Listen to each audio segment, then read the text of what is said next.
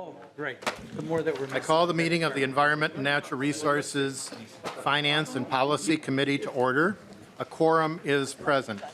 Members, we have some corrections to previous minutes, so I'm going to go through a series of these non-controversial minutes. So, Representative Purcell, would you like to move the revised minutes for March 13th, 2023? Or February 13th, 2023? As that was my birthday, yes, I will move those minutes, Mr. Chair. Representative Purcell moves the revised minutes for February 13th, 2023. All those in favor say aye. Aye. Opposed, nay. Ayes have it, the motion prevails. Representative Scraba, would you like to move the revised minutes for March 1st, 2023? So moved, Chair. Representative Scraba moves the revised minutes for March 1st, 2023. Any discussion? All those in favor, please signify by saying aye. Aye. Opposed, no. Wasn't my birthday, though. The motion prevails, the minutes are approved. Representative Brand, would you like to move the revised minutes for March 15th, 2023? Yes, that's my motion for March 15th, 2023. Representative Brand moves the revised minutes for March 15th, 2023. All those in favor, please signify by saying aye. Aye. All those opposed, no. Ayes have it, the motion prevails, the minutes are approved. Representative Heinzman, would you like to move the revised minutes for March 22nd, 2023? I would move the revised minutes for March 22nd, Mr. Chair. Representative Heinzman moves the revised minutes for March 22nd, 2023. All those in favor, please signify by saying aye. Aye. All those opposed, no. The motion prevails, the minutes are approved. Representative Vang, would you like to move the revised minutes for March 20th, 2024? That is also my birthday, so move, Mr. Chair. Representative Vang moves the revised minutes for February 20th, 2024. All those in favor, please signify by saying aye. Aye. All those opposed, no. The motion prevails, the minutes are approved. Representative Jacob, would you like to move the revised minutes for March 5th, 2024? So moved. Representative Jacob moves the revised minutes for March 5th, 2024. All those in favor, please signify by saying aye. Aye. All those opposed, no. The motion prevails, the minutes are approved. Representative Lislegard, would you like to move the revised minutes for March 6th, 2024? That was my birthday, sure.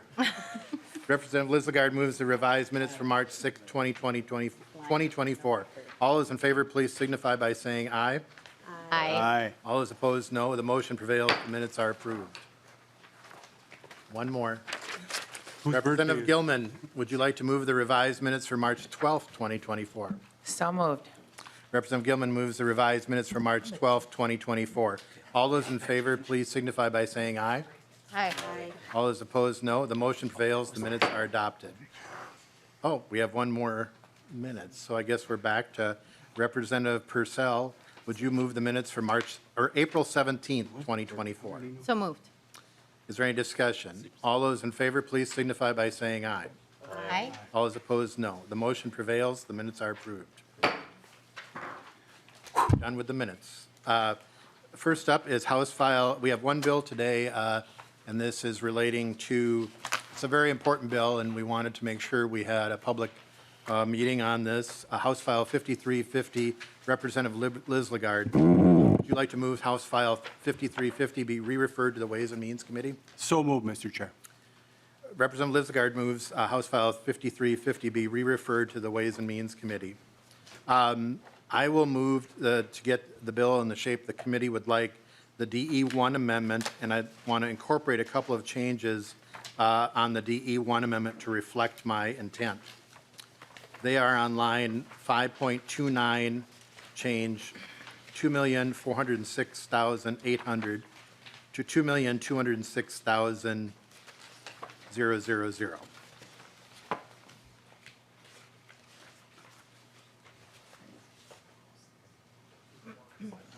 2,406,000, which was a typo.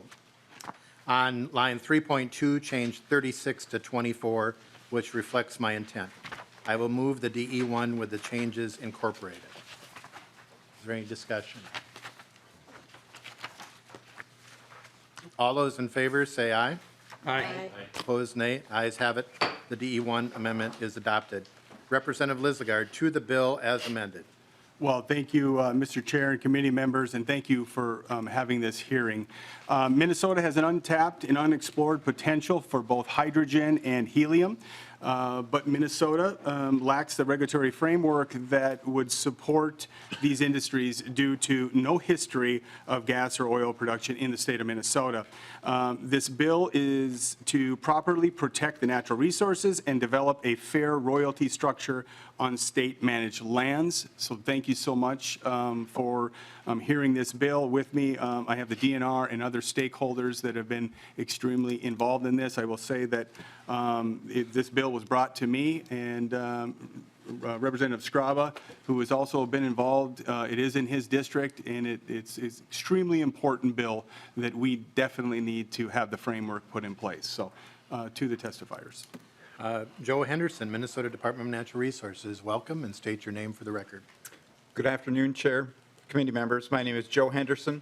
I am the Director for the Lands and Minerals Division, Minnesota DNR. Thanks for the opportunity to testify today on this helium hydrogen bill. And again, thank you to Representative Lislegard and many others for their continued work on this bill. So I'll start with, why is this important today? Why is this important now? You will hear from others too that currently in Lake County, there's a 40-acre parcel of private land where helium was recently discovered.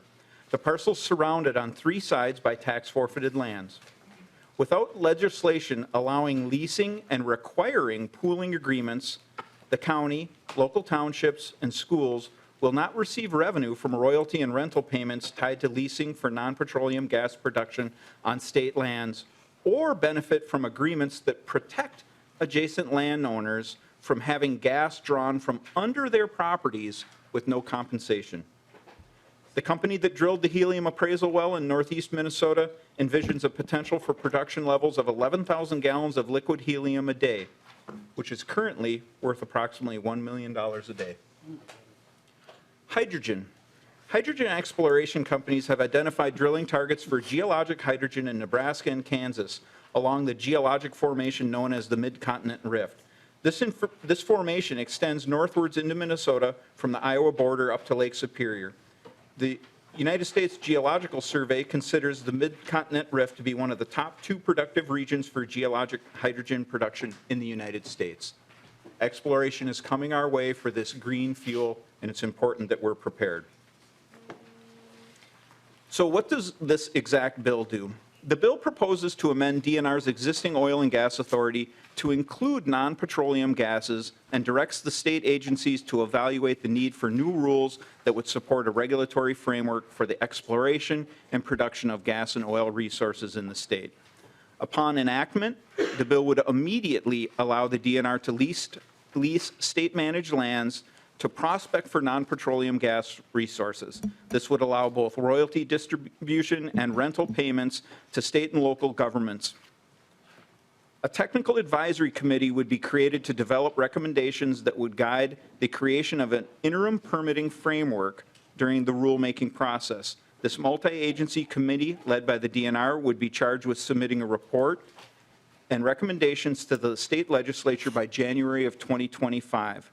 Implementation of the interim permitting framework must be approved by the legislature. Through this bill, the DNR would be given permitting authority over non-petroleum gas production in the state, and it would prohibit commercial extraction of oil and gas on all lands in Minnesota until an interim permit was in place or rules were followed through and a permitting program was in place. The legislation includes appropriation requests from the Minerals Management Account to support leasing and other regulations for non-petroleum gas. Again, thank you, Chair, Representative Lislegard, and others for your work on this bill. Thank you. Aaron Vandelinde, Minnesota Office of School Trust Lands.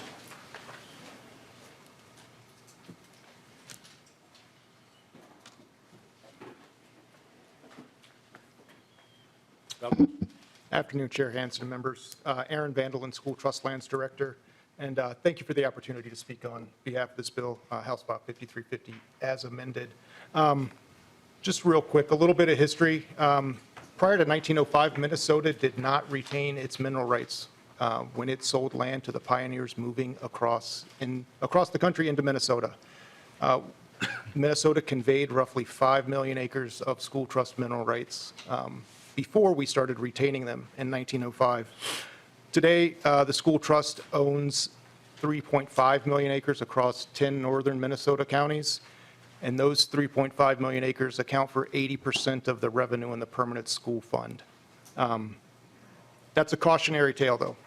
It's a cautionary tale because we continue to deplete our mineral resources in taconite and iron ore, and we need to find a way to diversify our mineral resources. We should not be ashamed of Minnesota's mineral wealth. My role as the director in statute 127A353, I tell you that every time I come, is to work with the legislature on initiatives that improve the asset allocation of our school trust resources and to develop a 25-year management framework. In coordination with the DNR last year, we published phase 1 of that asset management plan. That asset management plan had 3 recommendations with regard to our minerals. 2 of them are applicable now after the DE1 amendment, so I will mention those 2 and mention the 3rd one later. The first recommendation was to diversify our mineral assets and where our mineral revenue streams come from. The second is capital investments, and I would submit to the committee that utilizing the Minerals Management Fund in this way is a way to advance our mineral understandings and to generate revenue in the future. The third recommendation that is no longer applicable in this bill is to consider and advance opportunities such as geologic sequestration that would help us work to decarbonize our economy. School Trust Office supports the moratoriums or the prohibitions in the bill as they're laid out. I do have some questions about Section 2, but I will leave that for later and work with the author on that and most likely the DNR. But I believe that the moratorium would provide sufficient time for the state to develop the lease terms, the royalty calculation formulas, and more importantly, address unitization and the pooling agreements that are necessary in these types of oil and gas deposits. If a company were to develop without unitization and pooling in place, the state would get nothing. And I'm not prone to hyperbole, but the state would get nothing. Basically, the geologic formations, they don't care about where our property boundaries are. So you just, Pulsar would stick a straw in the earth, and the helium would come from whatever ownership it was under. So that's why we need these rules in place before we have any kind of development. I will skip my piece on geologic sequestration, and I'll end with that. Thank you. Thank you. Kyle Macarios, Mining Minnesota. Thank you.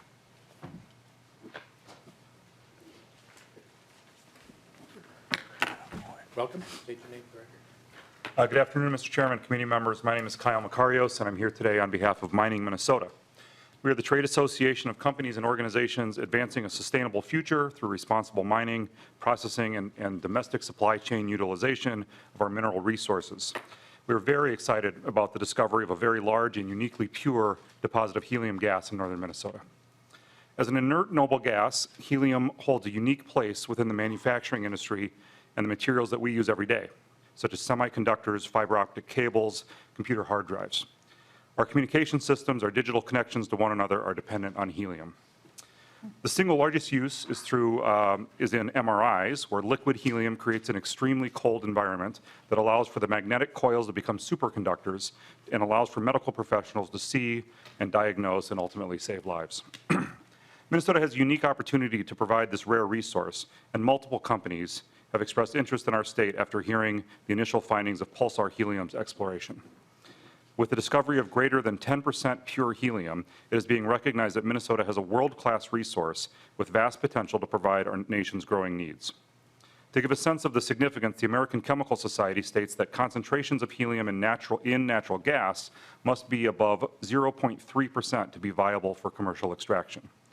Not only are the concentrations in Minnesota's resource significant, so is the fact that our helium is not found within a natural gas deposit, unlike most sources around the globe.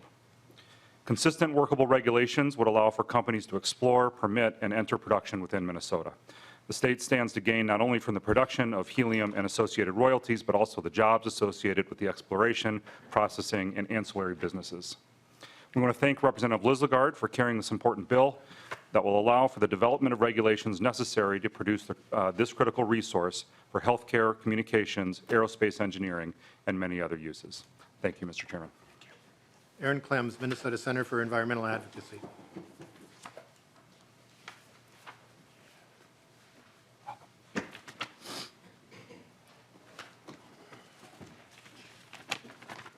Welcome. State your name for the record. Thank you, Chair Hansen, members of the committee. My name is Aaron Clems, and I'm the Chief Strategy Officer for the Minnesota Center for Environmental Advocacy, or MCEA, and we're celebrating our 50th year of defending Minnesota's environment using the law and science, and I really appreciate the chance to testify in favor of HF 5350 as amended today. MCEA supports the goal of this bill, giving the DNR and other state agencies the authority to regulate the helium exploration and extraction that's emerging in northeastern Minnesota. It's important not to oversell the commercial viability of any new extraction industry before it's been proven. And the history of northeastern Minnesota is full of quite a few examples of proposals that sounded too good to be true and turned out to be exactly that. But this looks exciting and potential, and has a lot of potential. Proving commercial viability is a much more challenging prospect that will be the business of the industry itself. But however, given the possibility and early results, it's important that state agencies have the authority to regulate this potential industry. I want to acknowledge and thank Representative Lislegard and Chair Hansen for the amendment that was just adopted that narrows the scope of the bill as introduced. While the issue of carbon sequestration is important, it does not have the same urgency as the remainder of the bill. Language that seemed to open up Minnesota to oil and gas methane gas exploration was also tightened in the DE amendment, and that is also welcomed by us. Minnesota has no existing commercial interest in hydrocarbon gas or oil that we're aware of, and our geology is not likely to support it as far as we know. However, there are known methane deposits, and there might be overlap with other non-fuel gases like the helium deposit that we're talking about today. And since methane is a potent and powerful greenhouse gas, it must be addressed as a potential waste product of non-fuel gas extraction. Lastly, I want to note that we really appreciate the increased detail on the scope and topics for rulemaking conducted by various state agencies in the DE amendment. Thank you again for the opportunity to share our thoughts about HF 5350. Chair Hansen, members of the committee, will be happy to answer any questions you have. Thank you. Is there anyone else in the audience who would like to testify for or against the bill? We have two. Please come forward.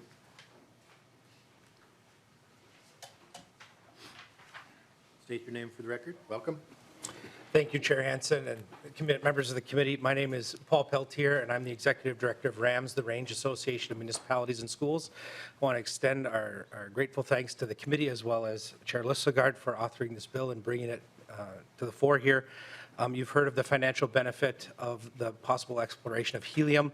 The beneficiation will directly impact our communities and provide a financial source of income for them as they seek to diversify this mineral estate, which is very important to us. Our schools, our towns, and our communities will greatly benefit for this. So thank you very much for everyone. I appreciate the consideration today. Thank you.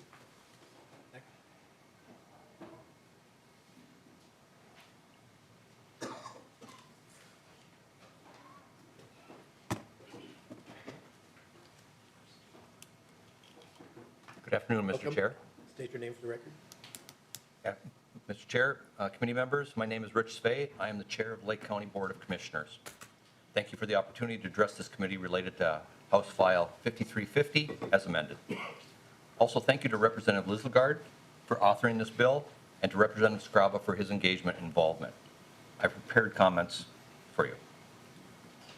First, as I'm sure this committee knows, Lake County is a forested county, rich with public lands and waters. We realize and understand the importance of protecting the environment, as well as the need to make sound decisions surrounding safe gas extraction. This is paramount importance to Lake County. We also never imagined we'd be the face of a helium discovery. Lake County has been engaged on the issue of gas extraction with the Minnesota DNR and with the company Pulsar for over a year. Lake County is excited about the prospect of this helium resource, as well as the beneficial uses that could help our region and state, which has been stated earlier in this hearing. Early in the process, Lake County had assumed we would be the only government entity to permit helium extraction. We were prepared to work with the DNR, MPCA, and other state agencies to make sure it was done safely and correctly. At the discovery site, the current helium well is surrounded on three sides by tax forfeited minerals or non-registered mineral estates. This is a fair position to state that the mineral owners, where helium or other gases are extracted, should be compensated for the extraction. Yet Lake County is concerned about the potential revenue loss to our schools, local governments, and the state for a resource that may be within our respective mineral estates. The rules outlined in House File 5350 as amended need to be implemented to make sure that mineral estates, along with the school trust and others, are adequately compensated for any extraction of gas within their boundaries. Lake County believes this to be a fairness issue to those mineral estate holders. Failure to move forward with this process would leave those mineral estates vulnerable to the rule of capture. Lake County supports the process to bring temporary permit language for helium back for action at the next legislative session. Also, the leasing would be effective immediately when this legislation were to be implemented, as well as ensuring to have a plan in place for royalties and pooling. In summary, Lake County supports House File 5350 as amended. We look forward to the implementation of these rules and permitting. We will continue to work with state agencies, stakeholders, and the company or companies for safe, environmental, sound production of these gases. Lake County asks this committee support House File 5350 as amended. Thank you, Mr. Chair and committee members. Thank you. Is there anyone else in the audience who'd like to speak for or against the bill?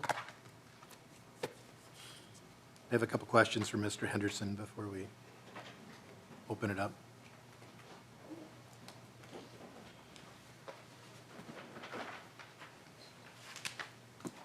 So, Mr. Henderson, just clarifying, without the bill right now, somebody could be extracting helium out of a formation. They could be on on a piece of property and extract out of the adjoining property, or directionally drill over and pull helium out of that right now.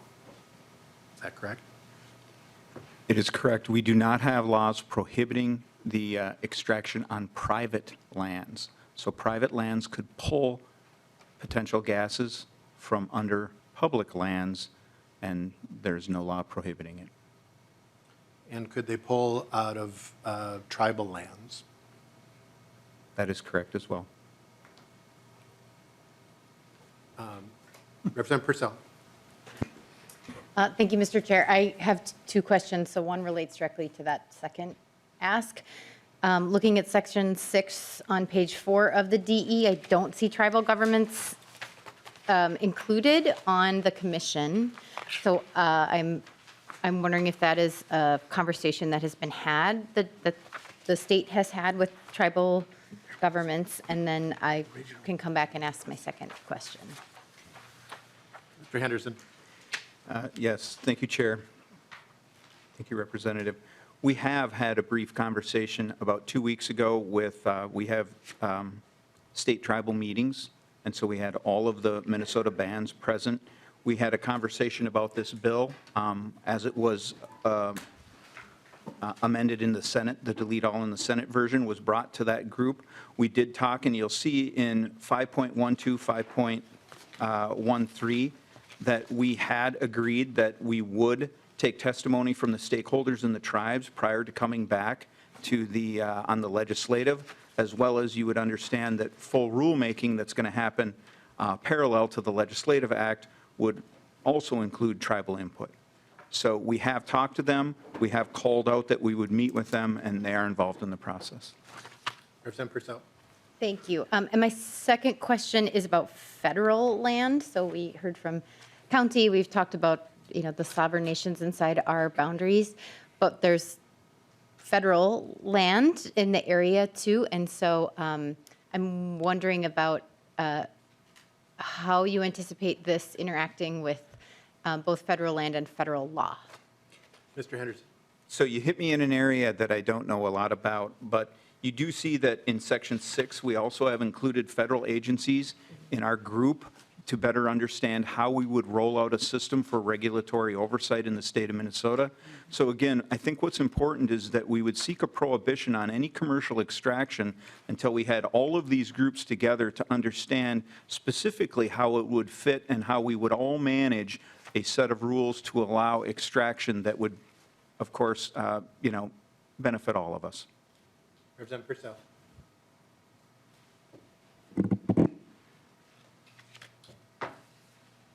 Representative Jordan. Thank you, Chair Hansen. And my questions are also for Mr. Henderson. How many permits is the DNR anticipating will be issued? Mr. Henderson. It's a great question. We don't know. Right now, we have a single borehole. We have a single site. Again, here we're talking, this legislation would be for non-petroleum, so it would include the exploration and the potentials for hydrogen as well. As I mentioned earlier in my testimony, we have hydrogen exploration right now in Kansas and Nebraska, moving up that mid-continental rift. They believe that Minnesota is one of the 2 best spots in the nation to find that elemental hydrogen, that underground hydrogen. Right now, again, as I said, we have 1 helium deposit. We do know that Pulsar is looking and state properties all around theirs. They have additional exploration that they would like to do. Representative Jordan. Thank you, Mr. Chair. And then I have another question. So then how would that process be determined over, I mean, it's through the rulemaking, obviously, that you're going to be doing, but do you have any sort of ballpark for what the potential is here for number of companies that could be interested in this? Any sort of just frameworks that you're already anticipating as you're looking at how many permits would be administered? And are there any other opportunities in Minnesota that you'll be looking at as well, apart from this parcel in Lake County that's near St. Louis County? Mr. Henderson. Again, thank you, Chair. Thank you, Representative. We have no other specific requests in front of us right now. With the addition of, we just know people that have called. A lot of people are interested in public land. Again, we would have no way to understand directly how many people are reaching leases and seeking to explore or drill on private land. Thank you. Representative Jordan. Thank you. Anybody else? At some point. Representative Scraba. Is this final, or are we getting ready? We're nearing the end. Okay. Thank you, Representative Lislegard. Obviously, it's true and near to my being here. I've met with various environmental groups. I've met with various government agencies on this, and we're all in together on this. This is one of those neat things happening where everyone wants something from it, and good, and it's all positive. So I like to tell people this is a win for everyone, for northern Minnesota, for the environmental community, for commercial people. Obviously, it's not done, but the process, thanks to our regulatory agency, when we first sat down, it was, we were all looking at each other like, now what, So now we have a plan. This is going to help form that plan. Chair, I appreciate you going to the 24 months. It helps a lot. The Senate plan has been vetted pretty good. One of the things I've learned through this process, that when you take water and iron and put it under pressure, you get hydrogen. So we have this rift at the end, kind of by this big iron spot. So we're hoping, if the idea is if the hydrogen does come from Minnesota, that's where power will be generated. That's why it's so important that Minnesota, if we can do that, will be a producer of good power, clean power. Northern Minnesota really needs a win right now. We have a lot of potential, and nothing's coming out of that potential. This is in my hopes and my will is that it does become potential, and it is a win for everyone. Thank you, Mr. Chair. Thank you, Dave. Representative Vang. Thank you, Mr. Chair. I just want to say thank you for giving this bill a hearing and for the DE1. I think this is huge, and it'll be really important for us to pay attention to this, as it will be setting a lot of the framework moving forward for Minnesota and potentially for our environment too. Representative Lislegard, any closing? Thank you, Mr. Chair. Just know I appreciate the discussion. I appreciate the involvement by all stakeholders coming together at this moment to move this forward because it is critical for its success. So appreciate your support. Representative Lislegard renews his motion that House File 3550, as amended, be re-referred to the Ways and Means Committee. 5350. And I had my glasses on, too. 5350, as amended, be re-referred to the Ways and Means Committee. All those in favor, please signify by saying aye. Aye. All opposed, say no. The motion prevails. This is our last regularly scheduled meeting. Any future meeting will be at the call of the chair. Tomorrow, we are distributing trees for Arbor Day. On the floor, we've got so I'm looking for committee volunteers to help bag those trees and get them ready and distribute on the floor. So I will follow up with you when we know our schedule. So we are adjourned.